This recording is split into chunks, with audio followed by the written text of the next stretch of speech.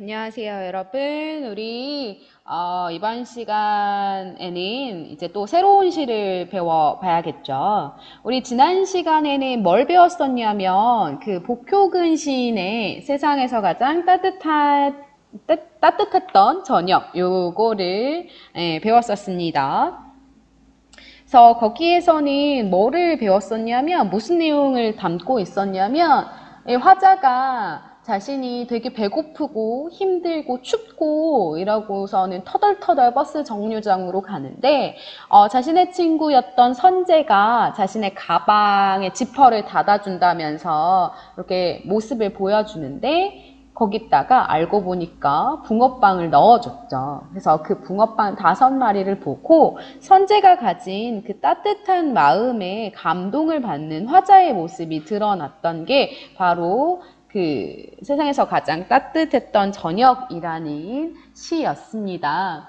근데 화자를 우리가 거기서는 둘로 봤었죠. 실제로 16살의 학생, 현재 일어난 일에 대해서 서술하고 있는 사람이라고 보기도 했었고, 아니면 어른이 되어서 16살 때 그 과거를 회상하는 어른으로 보기도 했습니다. 그래서 우리가 지난 시간에 중요하게 봤던 게 뭐냐면요. 이거 조금만 두께를 가늘게 해볼게요. 뭐였냐면 요 화자라는 게 누구냐. 이 화자라는 건 시 속에서 말하는 사람.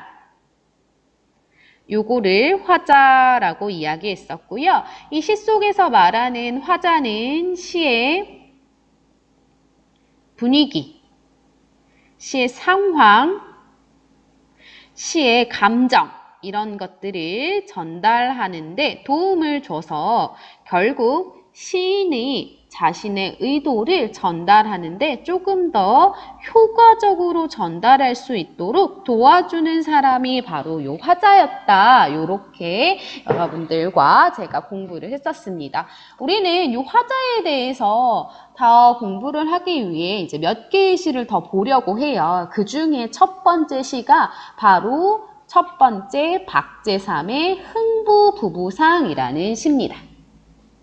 우리 지난 시간에 잠깐 얘기했지만 시의 작가를 아는 건 굉장히 중요하다라고 얘기를 했었죠. 이 박제삼 시인 역시도 지난번에 했던 이 복효근 시인과 굉장히 비슷한 모습을 보이게 되는데요. 근데 그럼에도 불구하고 이 박제삼만의 특징을 골라봐라 이러면 얘는 한의 정서가 굉장히 많다라는 게 특징이라고 여러분들이 기억해 두시면 좋겠습니다. 그래서 가난으로부터 오는 한, 요거는 보통 어디로부터 오는 한이냐면 가난, 인간의 본질적인 고독, 이런 걸로부터 오는 한과 관련된 감정을 굉장히 많이 사용했던 인물이 바로 박제삼이라는 인물이라는 거 알아두시면 좋겠습니다. 박제삼의 흥부부부상을 배우기 전에 한번 우리 쭉 같이 읽어보도록 할게요. 흥부부부가 박덩이를 사이하고 가르기 전에 건넨 웃음살을 헤아려 보라. 금이 문제리, 황금 벼 이삭이 문제리. 웃음의 물살이 반짝이며 정갈하던 그것이 확실히 문제다. 없는 떡방아 소리도 있는 듯이 드러내고 손발 다른 처지까지 같이 비추던 거울면들아. 웃다가 서로 불쌍해 서로 구슬을 나누었으리. 그러다 금시 절로 면에 온 구슬까지 서로 부꾸리며 먼 물살이 가다가 소스라쳐 반짝이듯 서로 소스라쳐 본 웃음 물살을 지었다고 헤아려 보라. 그것이 확실히 문제다. 자, 요렇게 되는 시가 바로 이 박제삼의 흥부부부상이라는 시입니다. 자, 그러면 제목을 보면 뭐가 나오냐면 흥부라는 단어가 나와요. 요 흥부 여러분들이 알고 있을 거예요. 어렸을 때부터 우리 흥부놀부 이야기 알고 있잖아요. 흥부놀부 이야기 어떤 내용이냐면 간단하게 설명하자면 둘이 뭐예요? 형제죠. 그렇죠? 근데 놀부는 굉장히 욕심 많고 그냥 못됐어요. 흥부는 너무너무 착한 아우예요. 그렇죠? 근데 가난하죠. 그래서 흥부가 놀부 집에 맨날 가가지고 밥을 빌어서 좀만 주면 안 되겠냐 했는데 놀부 아내가 막 주걱으로 뺨 때리고 이런 모습들이 나옵니다. 그렇게 가난하게 살던 흥부에게 어떤 일이 일어나냐면 제비다리가 부러져서 이 제비다리를 고쳐준 그런 일이 일어나는데 요 제비다리를 고쳐주었더니 나중에 제비가 박씨를 물어다 주죠. 박을 열심히 키워가지고 질겅질겅질겅 열심히 박을 타봤더니 그 안에 금은보화가 있었다. 그래서 흥부는 부자가 되었다라는 겁니다. 근데 놀부가 그걸 보고 가만히 있을 애가 아니죠. 굉장히 욕심 많은 인물이잖아요. 그래서 놀부도 제비 다리를 고쳐줘야 되는데 그럼 제비 다리가 다쳐야 되잖아요. 그거를 일부러 본인이 똑 부러뜨려 놓고 고쳐줘요. 그래서 놀부한테도 제비가 박씨를 가져다 주는데 이 박씨를 키워서 박을 타봤더니 그 안에 도깨비가 있어서 벌을 받았다라는 내용이 흥부 놀부의 이야기라고 생각하시면 좋겠습니다. 거기에 나타나는 요 흥부라는 인물이 나타나요. 아마도 그 고전 소설에 있는 사람을 그대로 데리고 온 것 같습니다. 선생님 이런 거 어디서도 봤던 것 같은데요. 맞아요. 1학기 때 우리 서정주의 견우의 노래라는 시 배웠었죠. 그래서 거기서도 견우와 직녀의 이야기를 가지고 시를 진행했었습니다. 똑같아요. 박제삼대 역시 이 안에서 흥부라는 인물을 가지고 시를 진행을 할 겁니다. 자, 그럼 한번 들어가 보도록 할게요. 흥부 부부가 여기서 아마 시적 대상인가 봐요. 흥부 부부가 박덩이를 사이에 놓고 이런 뜻이에요. 사이하고라는 것은 사이에 놓고라는 뜻입니다. 이 박덩이는 박을 쭉 다 키워서 큰 박이 된 걸 얘기하는 거겠죠. 이 박덩이는 제비한테 받은 걸 겁니다. 제비한테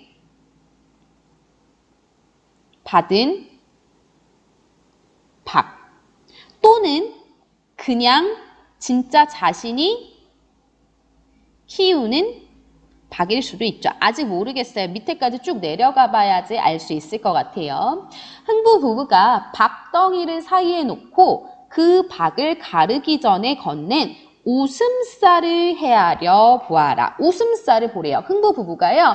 박덩이를 중간에 놓고 서로 박을 타는데, 박을 가르는데 서로를 보면서 웃고 있답니다. 굉장히 긍정적인 모습이죠.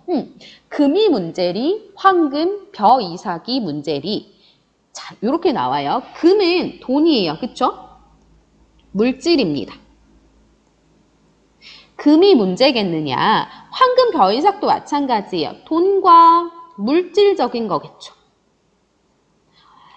금과 황금 벼이삭은 돈과 물질적인 것을 의미해요. 즉 다른 말로 말하자면 얘네들의 풍요로움을 의미하는 거겠죠. 근데 걔네들이 문제겠느냐라고 물어봐요.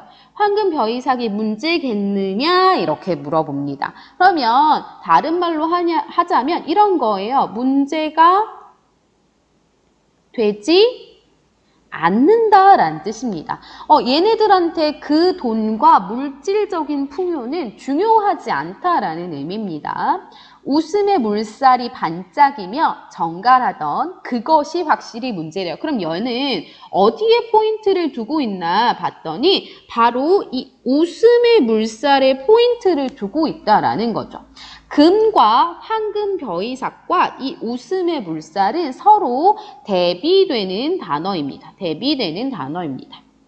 얘네들이 물질적이고 그다음에 돈의 그런 풍요를 의미했다면 이 웃음의 물살은 돈이 없어도 서로를 보고 웃어줄 줄 아는 흥부 부부의 따뜻한 마음이겠죠. 그래서 요 웃음의 물살은 이들이 가지고 있는 정신적인 것, 정신적인 풍요라고 생각을 해주시면 좋겠습니다. 그래서 보면 금이 문제겠느냐, 황금 벼이삭이 문제겠느냐, 절대 문제가 되지 않았어요. 근데 웃음의 물살이 반짝이며 정갈하던 그것이 확실히 문제래요. 웃음의 물살이 확실히 문제라는 표현을 씁니다.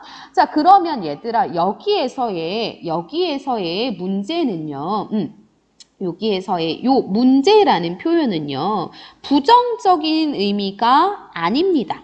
부정적인 의미가 아니에요. 그러면 무슨 단어로 바꿀 수 있냐면 그것이 확실히 뭐냐면 가장 중요한 것이다. 요렇게 할 수 있겠죠. 자, 그러면 이 1연을 읽었을 때 물질적이고 돈의 풍요가 아니라 정신적으로 서로가 서로를 웃어줄 수 있고 서로에게 힘이 되어줄 수 있고 그 다음이 자신이 가진 것에 만족하면서 사는 그 흥부 부부의 그런 모습들이 정말 중요한 거다. 삶에 있어서 굉장히 중요한 거다. 요렇게 이야기를 하고 있어요. 그러면 첫 번째 나온 요 박덩이는요. 제비한테 받은 박이 아니라 그냥 자신이 키우는 박이에요. 근데 이 박을 키우는 데는 보통 초가집이거든요. 그래서 이 박덩이는 뭐냐면 이 흥부 부부의 가난을 상징하는 소재라고 여러분들이 생각해 보시면 되겠습니다. 흥부 부부는 서로 가난하지만 서로에게 힘이 되어주고요. 자기에게 주어진 바를 굉장히 만족하면서 사는 삶이에요. 이 웃음살은 어디로부터 나오는 거냐면 자신의 삶에 대한 만족이거든요. 삶에 대한 만족. 요거를 뭐라고 부르냐면 유식한 말 우리 하나 배워봅시다. 안분지족이라는 말로 표현합니다.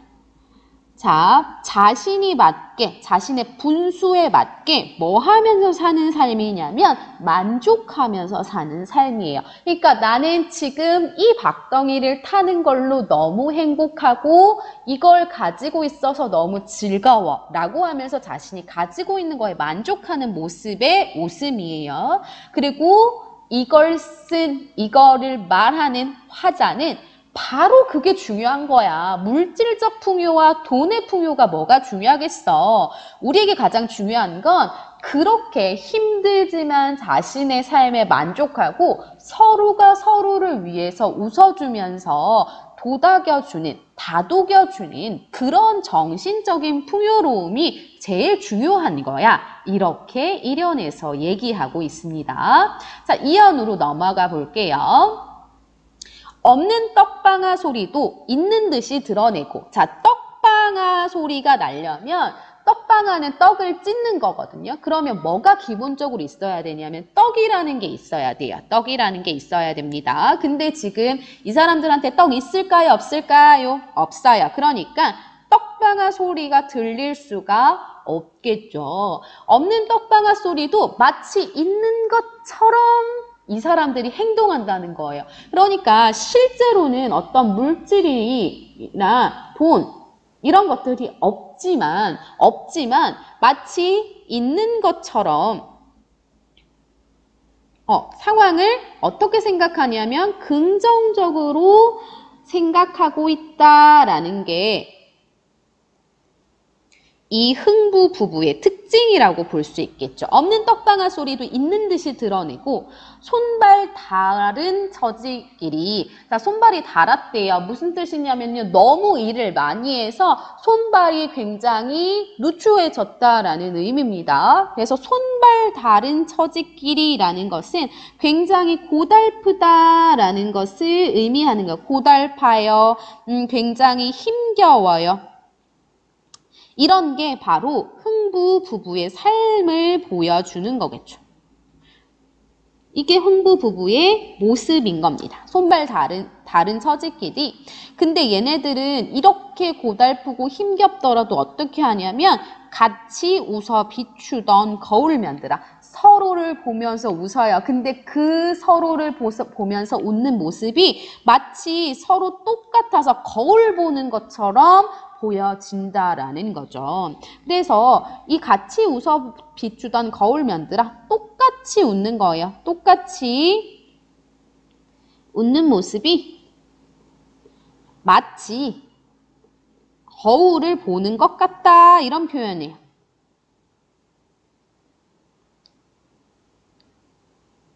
이런 표현이라고 보시면 되겠습니다.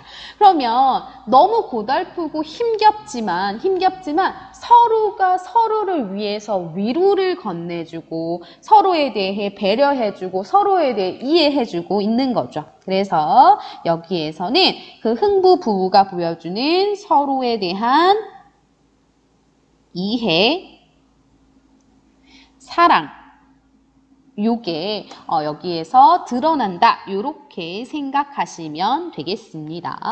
굉장히 모든 상황을 긍정적으로 생각하고자 하는 게 이 흥부 부부인 것 같아요. 돈과 상관없이 자신의 삶에 만족하고 서로를 이해해주고 서로를 사랑으로 감싸주는 그런 모습들이 굉장히 예쁜 흥부 부부입니다. 자, 마지막 사면 가겠습니다. 웃다가 서로 불쌍해 서로 구슬을 나누었으리. 자, 웃어요. 서로를 이해하고 사랑하기 때문에 막 웃습니다. 그렇지만 뭐가 불쌍하냐면 이 처지가 불쌍한 거겠죠. 서로가 서로를 사랑하고 이해하는 건 맞지만 뭐가 불쌍한 거냐면 서로가 처한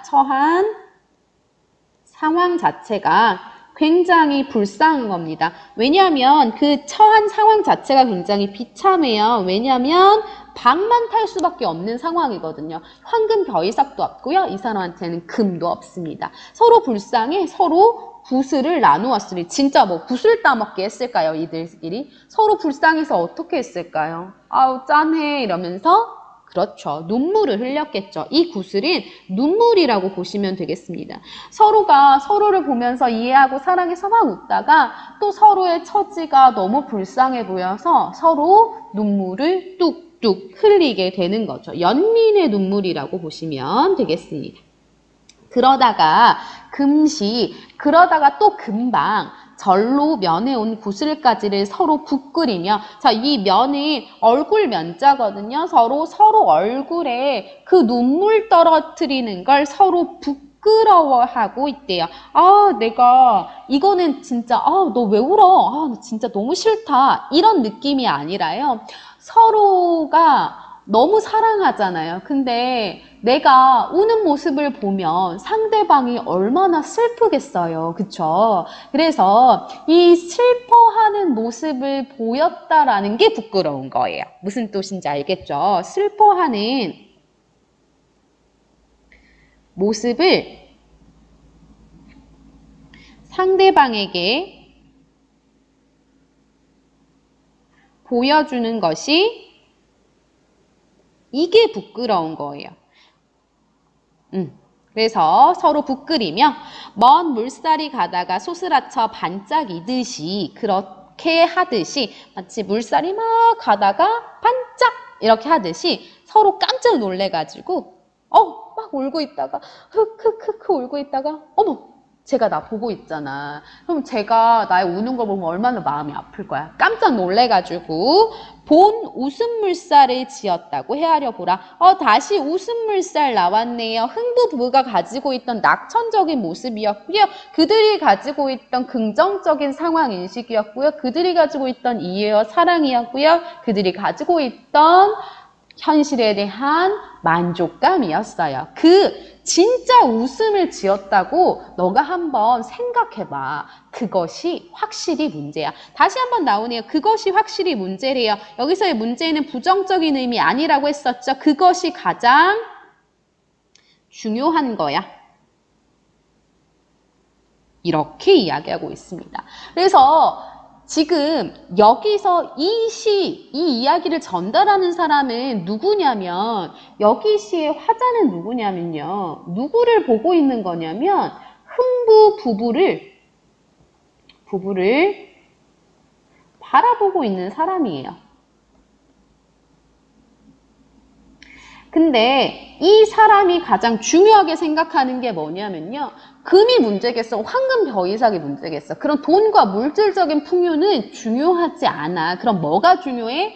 흥부 부부가 보여줬던, 서로에게 보여줬던 현실에 대한 만족감, 현실에 대한 긍정적인 인식, 서로에 대한 이해와 사랑이 진짜 중요한 거야 라고 얘기하는 걸 이 사람은 조금 더 강하게 그것이 확실히 문제야. 그게 정말 중요한 거야 라고 굉장히 단호하고 단정적인 어조로 표현하고 있다라는 것을 여러분들이 잘 기억해 두시면 좋겠습니다.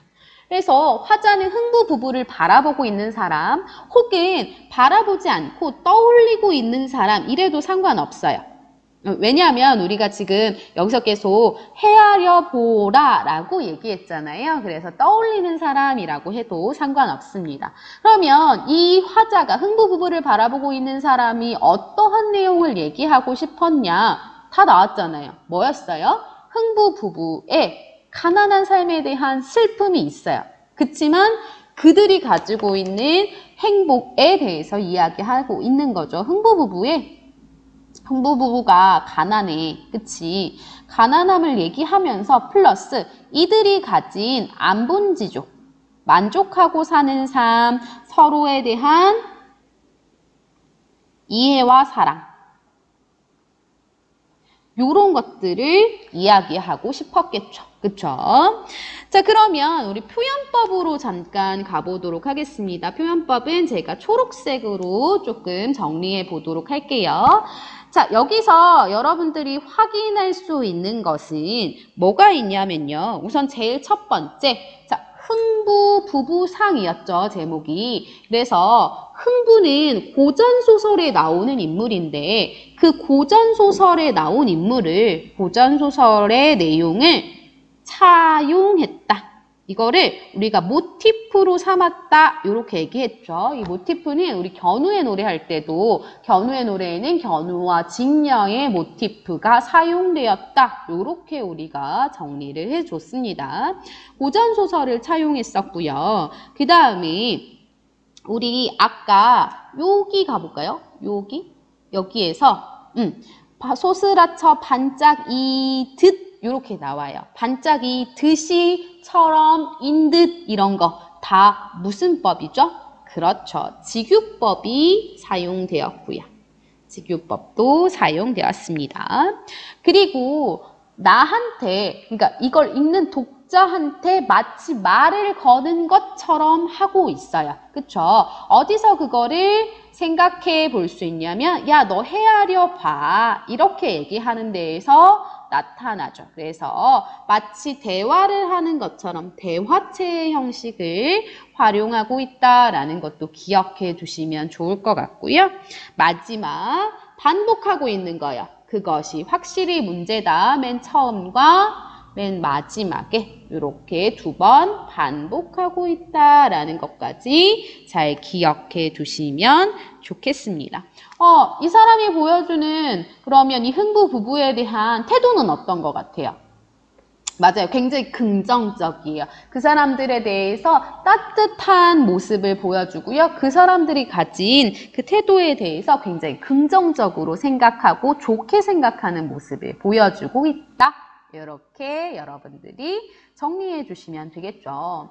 자, 박제삼의 흥부 부부상 되게 어려워 보였지만 사실은 흥부 부부의 이야기를 알고 있으면 조금 더 쉽게 접근할 수 있었어요. 박제삼 처음 설명할 때 내가 선생님이 뭐라고 얘기를 했었냐면 요 가난으로부터 오는 한스러운 감정을 표현하는 게 이 박제삼의 특징이라고 했었잖아요. 그래서 박제삼의 흥부 부부상의 주제를 봐도요. 여기 흥부 부부의 가난으로 인한 슬픔, 요 내용이 반드시 들어갈 수밖에 없다. 그래서 그 슬픔을 다른 말로 표현하면 이게 뭐예요? 그렇죠. 한이 되는 거예요. 한이 되는 겁니다. 그래서 요 흥부 부부상 역시도요. 박제삼의 그러한 특징들을 굉장히 잘 보여줄 수 있는 그러한 시라고 여러분들이 정리를 해 두시면 좋겠습니다. 더불어 요 박제삼의 또 다른 시 중에 하나가 뭐가 있냐면 박제삼의 또 다른 시 중에 하나가 뭐가 있냐면 수정가라는 시가 있어요. 수정가라는 시가 있는데 요 시에는 누가 나오냐면요. 춘향이가 나와요. 여러분들 춘향전의 내용도 알고 있죠. 예전에 기생인 춘향이와 이도령이 그네를 타다 만나서 서로의 사랑을 약조해요. 그쵸? 서로의 사랑을 약속해요. 근데 이 이도령이 과거에 급제해서 서울로 간 다음에 이 춘향이가 계속 이도령을 기다리고 있는데 거기에 갑자기 변사또가 나타나죠. 그래놓고서는 예쁜 춘향이가 마음에 든 거예요. 그래서 춘향이한테 이리 와봐 라고 하면서 내 수창을 좀 들래? 라고 했더니 춘향이가 안 돼. 나는 이미 이도령한테 마음을 줬기 때문에 너한테는 마음을 줄 수 없어. 나의 오직 사랑, 나의 한 명의 사랑은 이도령이야. 이렇게 얘기하다가 감옥에 gat히게 되죠. 그래서 춘향이가 매일 밤 울면서 이도령을 생각하면서 흑흑흑흑흑흑 이렇게 울고 있는데 이제 요런 때 이렇게 모든 것을 포기하고 있었던 때에 갑자기 암행어사 출두요 하면서 이도령이 다시 이곳에 와서 춘향이를 구해주게 되고요. 이 춘향이와 이도령이 행복하게 잘 먹고 잘 살았다라고 하는 내용이 춘향전의 내용이었죠. 요 춘향전의 내용을 바탕으로 해서 요 춘향이를 여기에 주인공으로 삼은 시가 바로 요 수정가라는 시입니다. 그래서 이 박제삼이 흥부부부상이라는 시 말고도요. 수정가라는 시에서도 이 춘향이 고전소설을 차용, 다른 말로 모티프로 삼았다라는 것까지 여러분들이 같이 알고 계시면 좋겠습니다. 자, 역시나 이 화자는 이 시 속에서 이 흥부 부부를 말하면서 전체적인 시의 분위기와 상황, 감정을 전달했고요. 그래서 시인의 의도인 주제를 가장 효과적으로, 효율적으로 전달하고 있었다라는 거 잘 기억해 두시면 되겠습니다. 오늘 수업은 여기까지고요. 우리 다음 시간에는 또 다른 시로 만날 거예요. 다음 시간에 만날 시는 뭐냐면 첫 번째는 윤동주의 참회록이라는 시고요. 두 번째는 이육사의 꽃이라는 시입니다. 다음 시간에는 두 개의 시를 수업할 거예요. 그러니까 여러분들 다음 시간까지 두 개의 시 학습지를 반드시 EBS 온라인 클래스에 들어가셔서 다운받아 두시고요. 요거에 대해서는 다음 시간에 한번 같이 읽고 또 오늘 흥부붕상했던 것처럼 화자, 주제, 태도, 그다음 표현법 이런 것들을 같이 한번 분석해 보도록 하겠습니다. 오늘도 수고 많으셨습니다. 고생하셨습니다.